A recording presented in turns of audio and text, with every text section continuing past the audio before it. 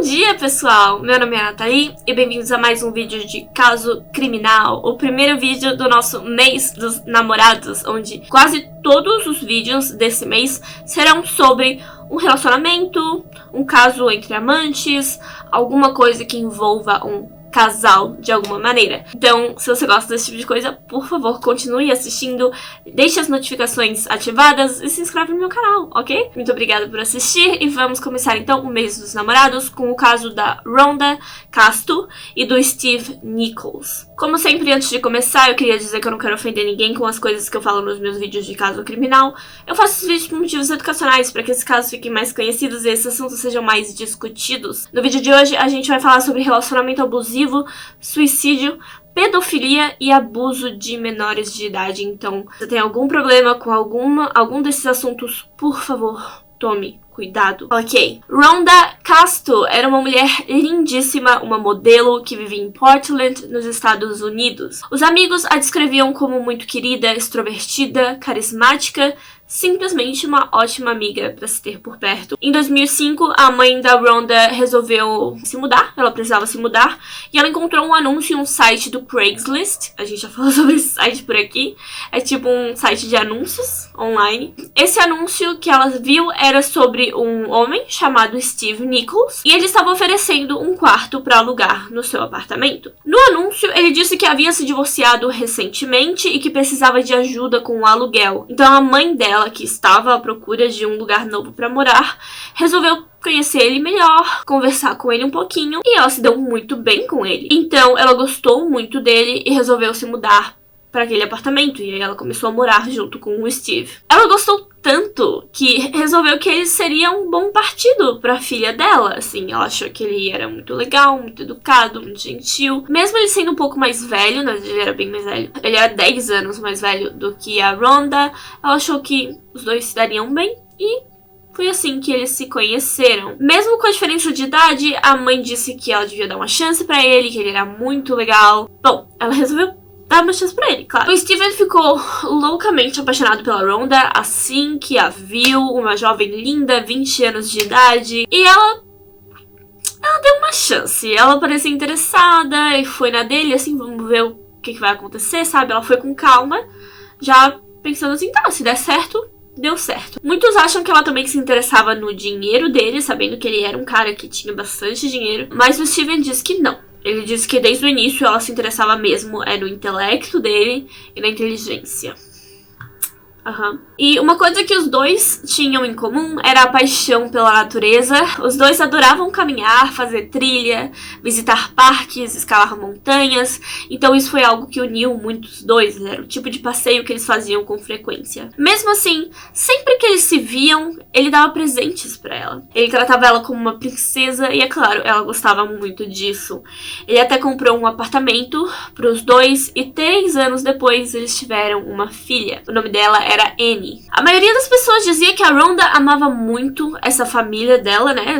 O Steve e a filha. Dava pra ver como ela gostava da Annie, quanto ela zelava pela sua vida doméstica, sabe? Ela gostava de ser a mãe da casa, ela gostava de ser quem cuida da criança, quem cozinha, mesmo com a carreira de modelo. Conseguiu, assim, eu acredito que ela conseguiu manter a carreira de modelo mesmo assim, e ela zelava por essa vida familiar, gostava muito disso. E mesmo com vida familiar, cuidar do bebê, carreira de modelo, ela ainda gostava muito da natureza e ela ainda fazia todas essas trilhas e esses passeios em parques com o Steve com certa frequência, porque os dois adoravam. Então elas deixavam a criança, então eles deixavam a Annie com alguém da família, alguma babá, e passavam uma tarde assim, caminhando pela natureza. Agora, o interessante dessa história é que quando você pergunta pra família da Rhonda e pros amigos dela como que ela se sentia nessa época, como que ela estava, você tem uma resposta. Quando você pergunta pro Steve como ela estava, você tem outra resposta. Como assim? O Steve disse que ela estava muito animada para se casar com ele. E eles já planejavam, assim, tornar tudo oficial e queriam se casar no verão de 2009. Já os amigos dela dizem que ela parecia infeliz, que ela reclamava dele e que ela dizia que os dois discutiam muito, ela e o Steve. E ela também dizia que queria ir embora, que eventualmente ela ia ficar tão irritada com ele que ela ia pegar a menina e ir embora. Tem alguma coisa aí, né? Outra coisa que o Steve dizia é que ela adorava usar drogas e que a Rhonda vivia fumando maconha, o que também é algo que nenhum dos amigos dela, com quem ela literalmente tipo, ia a festas e eventos de modelo e tal, eles disseram que nunca viram ela realmente usando drogas. Ela fumava maconha de vez em quando, às vezes até outras maneiras de consumir maconha, né? Ela fazia, mas não a ponto de assim, ficar louca de droga, assim. Ela nunca foi esse tipo de pessoa. Então, tem alguma coisa errada nessa história. Tem dois ângulos bem diferentes da mesma mulher, né? No dia 16 de março de 2009, era um dia lindo, e o casal resolveu sair para caminhar em uma trilha chamada Eagle Creek. A mãe da Rhonda ficou cuidando da Annie, e quando deixou a filha na casa da mãe, a Rhonda disse pra mãe que achava que o Steve ia pedir ela em casamento naquele dia. Na verdade, nas palavras dela, ela brincou. Ela disse, ou ele vai propor, ou vai me matar. Qual dos dois vocês acham que aconteceu? Ok, e os dois partiram juntos pra Eagle Creek. E no caminho pra trilha, de acordo com o Steve, ela perguntou se ele cuidaria da Annie se algo acontecesse com ela. Mas muita gente acha que isso é mentira. Ok, a partir daí, a partir do momento que eles foram juntos pra Eagle Creek, a gente só tem os relatos do Steve. Então, tudo que a gente vai ouvir agora é coisas que ele disse, ok? Tudo isso. Ele disse que durante a caminhada os dois estavam seguindo em frente, progredindo pela trilha, vendo as marcações e indo até... não sei qual era o ponto onde eles queriam chegar, mas estavam chegando lá quando começou a chover. E a Rhonda ficou animada por algum motivo, ela botou uma toalha sobre a cabeça, e aí ela se animou com essa toalha, e ela começou a correr por aí dizendo que ela era a super mulher. Não a Mulher Maravilha, ela literalmente estava dizendo Superwoman, como se ela fosse super-homem, só que super mulher. E ela começou a correr por aí com a toalha na cabeça, dizendo que ela era super mulher. Ela também mencionou drogas em algum momento. O Steve disse que ele estava meio perdido nessa história, mas ele imaginou que ela tinha fumado maconha antes de sair de casa e por isso ela estava desse jeito, mas eu não acho que maconha deixe as pessoas desse jeito. Sempre que eu leio sobre usuários de maconha, eu vejo que tem duas opções. Ou a pessoa fica calminha e com fome e rindo do nada, ou a pessoa fica paranoica e fica tipo estranha e suspeita de todo mundo. Essas são as únicas reações que eu já encontrei de usuário de maconha. Então eu não sei. Se tem alguém aí que usa com frequência e já ficou assim, tipo, animado e elétrico usando maconha, me avisem, tá? Eu posso estar errada. Então, mesmo com essa ideia de que ela podia estar um pouco drogada e usando maconha, ele deixou ela correr por aí. Querida, sua esposa, a mãe da sua filha, quer dizer, a sua possível esposa, a mãe da sua filha, está andando por aí drogada, correndo na chuva, no mato. Não deixa ela fazer isso. Você acha que ela usou droga? Não deixa ela correr no mato, sozinha, sabe? Só acho que foi erro da parte dele, mas tudo bem. Aí ele disse que ela estava correndo por uma beirada, que é meio que um penhasco, uma beirada de uma trilha, e ele deixou ela correr porque ele confiava que ela não ia cair nem nada. Quando ela tentou se virar pra falar com ele novamente, ela escorregou e caiu do penhasco. E depois disso, ele disse que perdeu a memória, assim, que ele ficou nervoso e acabou esquecendo várias coisas que aconteceu. Mas aos poucos ele foi lembrando, e aí eu vou dizer o que ele disse que fez quando ela caiu, né? Ele acha que passou mais de uma hora caminhando montanha abaixo pra chegar até a Rhonda e encontrou ela morta. Aí ele tentou ressuscitá-la, tentou fazer respiração boca a boca, tentou pressionar o peito dela, ver se ela conseguia respirar, mas não deu certo. Então ele ficou com muito frio, porque tava chovendo, ele não tava usando capa de chuva nem nada. E ele começou a sentir sintomas de hipotermia. Então ele se deitou com a cabeça no peito dela e dormiu na chuva, no meio do mato. A mulher supostamente morta. E depois, ele caminhou novamente até o seu carro, depois que ele acordou. Caminhou até o seu carro para buscar o celular. Aí, eventualmente, ele ligou para emergência, avisou que a Rhonda caiu de um penhasco Mas foi isso. E ele disse que nem lembra de fazer a ligação. Ele só sabe que fez a ligação porque a polícia chegou e disse: cara, foi você que chamou a ambulância por causa da mulher que caiu do penhasco. Ele ficou tipo: ah, foi? Os paramédicos chegaram perto das 6 da tarde. O Steve contou pra eles o que aconteceu. E ele também, aparentemente, não parecia nem um pouco preocupado com ela, nem triste. Na verdade, ele pediu que recebesse cuidados pela sua hipotermia dos paramédicos antes de ajudar o grupo de busca a encontrar a namorada, mãe da filha dele, que caiu de um penhasco e estava no meio do mato na chuva, morta. Bom, o grupo de busca encontrou o corpo da Rhonda baseada nas coordenadas que ele deu, porque ele não foi junto. O que foi assim? O Steve disse que o corpo estava na beira de um rio, mas na verdade ela estava a 15 metros da beira do rio. Outra coisa é que o corpo dela estava meio que deitado de lado, encolhido, como se ela tivesse sobrevivido à queda, ficado com frio e com dor e se encolhido ali no meio das folhas antes de realmente falecer. Outra coisa é que o solo em volta dela estava intacto. Haviam muitas folhas secas, né? Muita vegetação que, se o Steve tivesse feito... eu fico falando o nome dele errado. Se o Steve tivesse feito o que ele disse que ele fez, tentou fazer respiração boca a boca, tentou ressuscitar ela, e aí ficou tão mal da hipotermia que dormiu do lado dela, teria pelo menos a marca, assim, de um outro corpo do lado dela, perto dela, mas não tinha passos em volta dela, não tinha marcas de arrasto, tipo, se ele encontrou ela na beira do rio e tentou puxar ela pra longe do rio, pra ela não cair no rio, alguma coisa assim. Não tinha nada que indicasse que alguém encostou nela, que alguém chegou perto dela ali. A mãe da Rhonda ficou esperando os dois voltarem, ela ficou super preocupada e só naquela noite ela finalmente soube de tudo o que aconteceu. E imediatamente ficou pensando assim na hipótese dele ter matado ela, dele ter empurrado ela daquele penhasco. Quando policiais foram entrevistar a mãe da Rhonda pra falar sobre a hipótese, o Steve apareceu lá, sem avisar, sem ser convidado. Ele disse que veio pegar a filha dele, mas os policiais disseram que era melhor a menina ficar com a avó, porque o Steve ainda era um suspeito, porque aquele caso ainda era bem suspeito, e ele ficou ofendido, é claro, ele queria pegar a filha dele de volta, discutiu, teve um bate-boca com a família, e aí ele disse que planejava, tipo, no meio disso aqui, no meio desse bate-boca, ele disse que planejava pedir a Rhonda em casamento naquele dia. Então, como assim ele era considerado culpado, sabe? Então, os policiais pediram pra ver o anel, né? Tipo, se você realmente ia pedir ela em casamento, por favor, me mostre o anel, me mostre uma prova disso. E ele disse que perdeu o anel na trilha. Alguns dias depois, o resultado da necrópsia saiu. Foi declarado que a causa da morte dela foi sim uma queda de um lugar alto em um solo fofo, de terra e de grama. Ok. Haviam resíduos de THC no sangue dela. THC é o indicativo de maconha, mas em quantidades bem baixas, indicando assim que ela consumiu no dia anterior ou até 2 dias antes. THC é uma coisa que fica no corpo da pessoa durante muito tempo. Tipo, dependendo das quantidades, você consegue perceber há quanto tempo a pessoa fumou, né?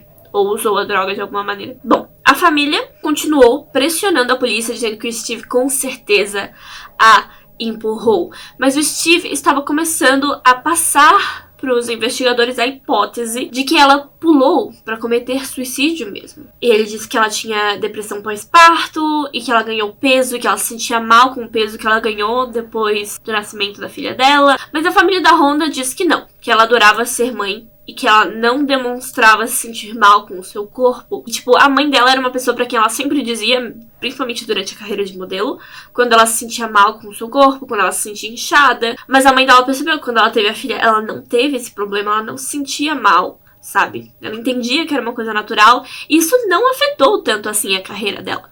Então, além disso, a história dele não era de que ela tinha se virado pra falar com ele e aí caiu. Em que momento ele achava que ela, tipo, estava dando uma pirueta para a morte? Sabe, ela ia se dar girando? Quê? 10 dias após a morte da Rhonda, o Steve coletou o dinheiro da pólice de seguro dela. $1 milhão. Essa mulher tinha 23 anos. Eu tenho 22 anos, vou fazer 23 esse ano. Quem com 23 anos de idade faz uma pólice de seguro de vida? Ninguém, exatamente, ninguém. Porque a gente ainda é jovem, a gente ainda acha que vai viver por muito tempo, a gente não faz seguro. Mesmo sendo mãe. Não conheço nenhuma mãe tão jovem que tenha feito seguro. Então, sabe? Aí os policiais, é claro, questionaram isso. E o Steve disse que ela queria, pela segurança da filha e etc.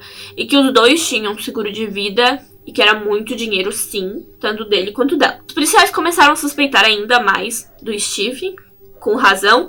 Então a família e os amigos começaram a contar mais sobre a vida dos dois, né? Sobre como eles brigavam e como Steve não sabia controlar o seu dinheiro. Outra coisa que a família relatou pra polícia foi sobre um episódio em que a Rhonda caiu da escada e ficou com marcas horrorosas nos ombros e nas costas. A família disse que foi ele que a empurrou e ela chegou a fotografar esses machucados nas costas dela pro caso de acontecer de novo, pra ela ter mais provas.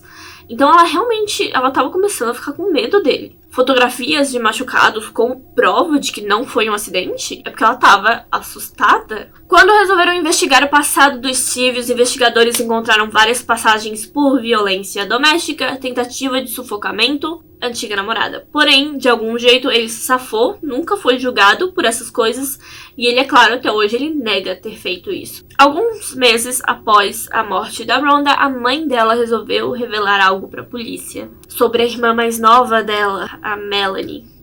Quando a Melanie tinha apenas 15 aninhos, eu acredito que agora ela estivesse com 16 ou 17 anos, ela ainda era menor de idade durante todo esse caso. O Steve, quando ela tinha 15 anos, o Steve dava em cima dela e aparentemente eles tiveram um caso. Mas se ela era menor de idade, não era um caso, era pedofilia, era abuso infantil. Ok. A Melanie tinha acabado de revelar isso pra mãe dela, mas a mãe não acreditou no início, achou que fosse só a menina inventando coisas. Mas logo os fatos foram aparecendo e ela resolveu contar pra polícia, né? Esse homem é um pedófilo. O Steve admitiu, ele disse que teve um relacionamento sexual com a Melanie de 15 anos. E ele diz que se arrepende, mas é claro, ele foi preso por abuso de menor, estupro e pedofilia. A Melanie disse pra polícia, na presença da mãe, e ela disse que o Steve veio até ela após a morte da Rhonda e disse que ela poderia ser a nova mãe da Annie. Ela aceitou ajudar os policiais a pegar o Steve e eles queriam que ele admitisse por telefone, mas toda essa operação não deu certo. Durante anos, não houve nenhuma nova pista. O Steve conseguiu ficar livre até das acusações de pedofilia e ele teve a guarda total da Annie. Não só isso, como ele se mudou para a China para garantir que a menina nunca mais visse a família da Rhonda. E em 2014, só em 2014, um novo detetive resolveu dar uma olhada no caso. Ele levou o caso a um juiz e o juiz concordou que o Steve era, sim, culpado e que se houvesse um julgamento ele provavelmente seria considerado culpado. Mas claro, ele morava na China, então eles precisaram fingir que havia um problema com o visto da Annie, para que ele fosse até a embaixada dos Estados Unidos, e aí da embaixada dos Estados Unidos ele teve que voltar para os Estados Unidos, e aí no aeroporto, quando ele chegou, ele foi preso. Ok, a Annie já tinha 4 anos de idade quando ela chegou com o pai no aeroporto e ele foi preso. Antes do julgamento, o juiz disse que as provas eram muito circunstanciais. Antes do julgamento acontecer. Então, a acusação precisou criar uma simulação do que eles achavam que tinha acontecido naquele dia. Então, eles usaram uma boneca e testaram várias hipóteses de como um corpo cairia do penhasco. Se ela tivesse caído, se ela tivesse sido jogada, se ela tivesse sido empurrada, se ela tivesse se jogado de lá, se ela tivesse só escorregado e, caído, sentada praticamente. Caiu sentada e aí foi, escorregou, sabe? Esse tipo de coisa. Várias hipóteses foram testadas com o boneco.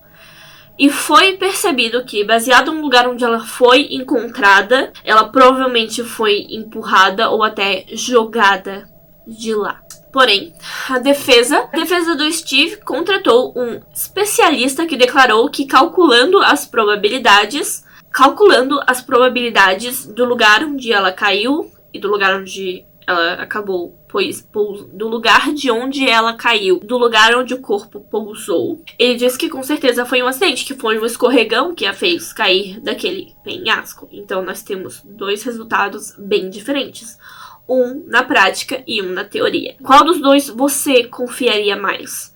Eu confio mais na prática do que na teoria, mas eu conheço pessoas que confiariam mais na resposta matemática. Então, foi aí que o juiz concluiu que não haviam evidências o suficiente para declarar o Steve inocente, mas também não haviam evidências o suficiente para declará-lo culpado. Então ele sugeriu um acordo. O Steve deveria se declarar culpado por negligência do corpo, homicídio culposo sem a intenção de matar. Ou seja, admitir que se ele tivesse cuidado melhor dela, se ela estava realmente na influência de drogas, correndo por aí na chuva, ela não teria morrido. Outra coisa que ele também devia ter feito, de acordo com o juiz, é chamado a ambulância mais cedo, no momento que ele a viu escorregar e cair.